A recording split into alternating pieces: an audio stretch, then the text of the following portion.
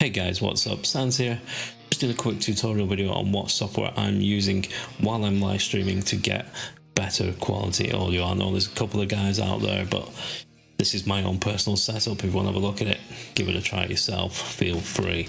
I'm using a program called I can't even speak English. I'm using a program called Mini-Host Modular. That's by ImageLine. I'm also using replugs and virtual audio cable to get all this sound together. I'll leave the links for that down below, but I'm not going to show you how to actually download things off the internet and install them.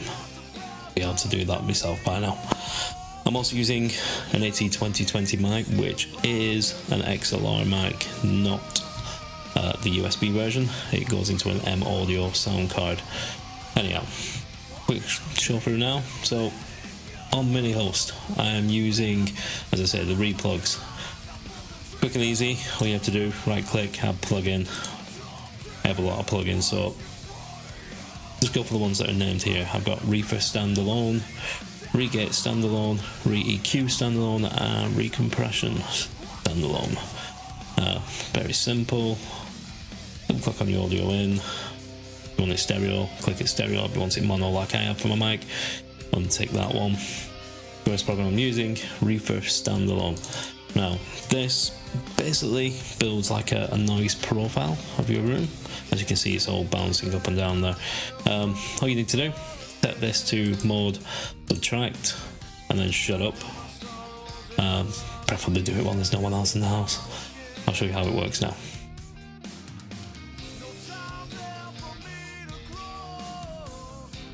And that's it. That has now built up a profile of whatever random noises they are in the room, including the dog apparently. But as you can see, these little peaks here, that's my noise profile. That's generally how noisy the house can be. Yeah, okay. And what that does is it tries to automatically remove them before it goes into any further processing. Works out really well, but sometimes it can cause issues and it'll cut out too much. So if you do have that issue, just get rid of it.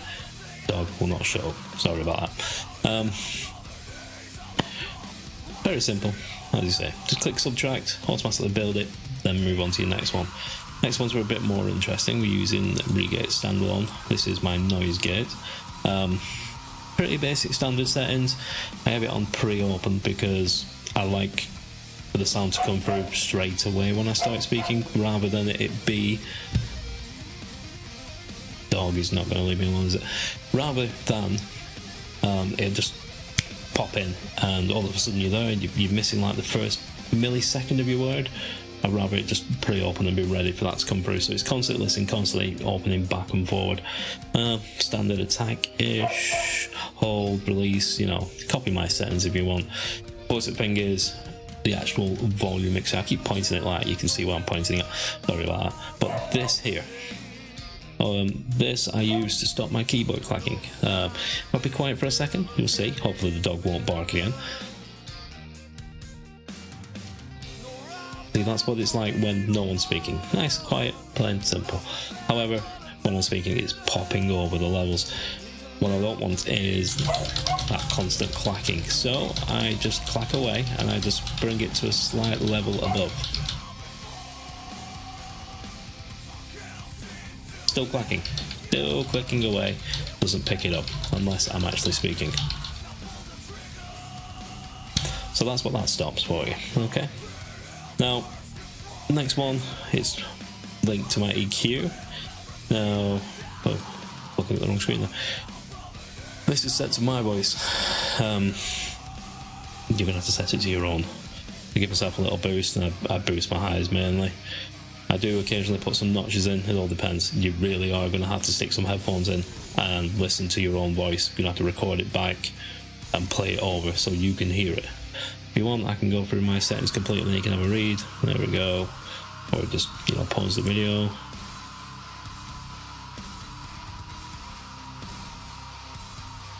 Trying to do this effectively as possible.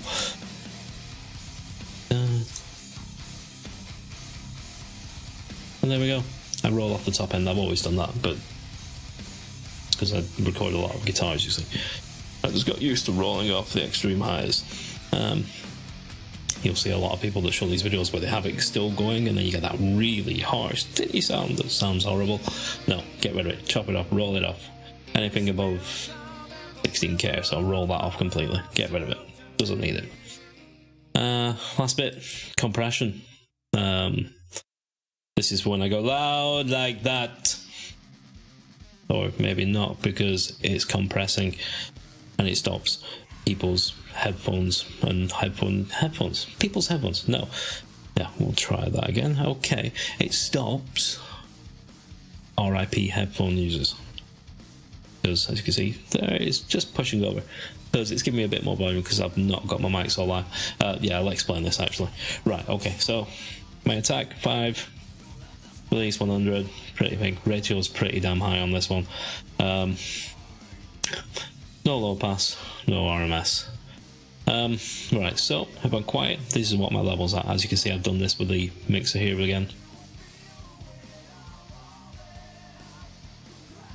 So when I start speaking, you can tell that I'm automatically, when I raise this, if I do this now, you can see that it's not actually going to be affecting any of it.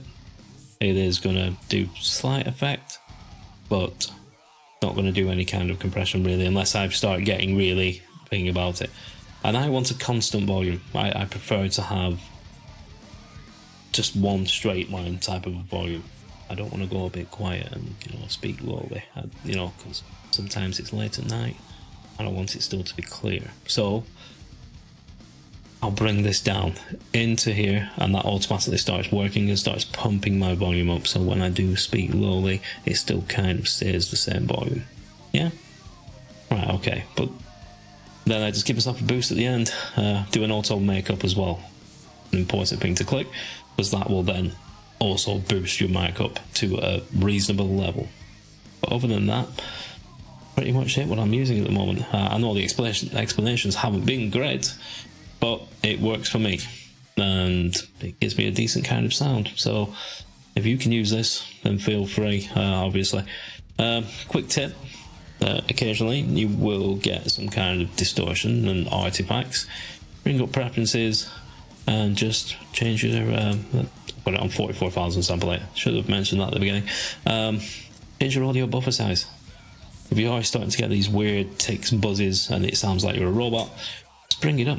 You know, just bring it up gradually. 640, 14 milliseconds. It's not bad. You may have to adjust what you have for your camera, but you can do all that in OBS. I'm sure you pretty much know, but right, so that is what I am currently using for my Twitch audio. I'm using OBS software, latest version, of course. Let's bring this here. Show you audio. There we go. Now you notice that I do have desktop audio device too. That's because I have it for Discord when I'm recording, because I run it out to an external mixer so I can have different volumes, you see, in my headset. So you don't need to worry about any of that. But that's a different story in a different video.